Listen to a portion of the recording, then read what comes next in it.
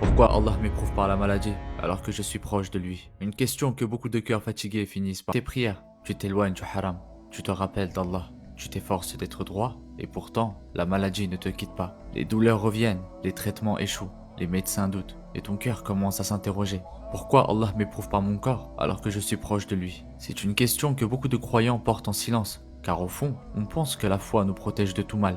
Et quand la douleur persiste malgré nos invocations, on finit par se sentir abandonné. Mais ce que l'on oublie, c'est que la maladie ne contredit pas l'amour d'Allah, elle peut en être une preuve. Le prophète Ayyub alayhi salam était aimé d'Allah, et pourtant il a souffert des années, seul, affaibli, rejeté. Mais jamais il n'a douté de la sagesse divine. Parce que dans l'épreuve, il n'a pas vu une punition, il a vu une éducation. Allah n'éprouve pas seulement les pécheurs, il éprouve aussi les pieux. Pas pour les faire tomber, mais pour les élever. La maladie, ce n'est pas une querelle, c'est parfois une purification.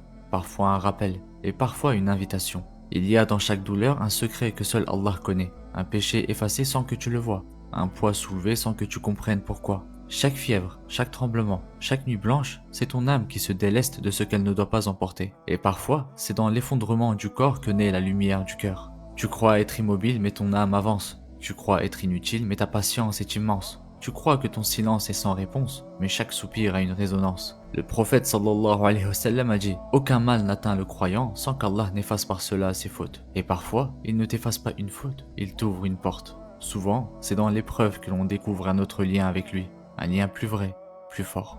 Alors garde cela en toi. Allah ne regarde pas ce que tu accomplis, mais ce que tu traverses pour rester avec lui. Il regarde la sincérité, dans la douleur, dans l'attente, dans l'effort discret.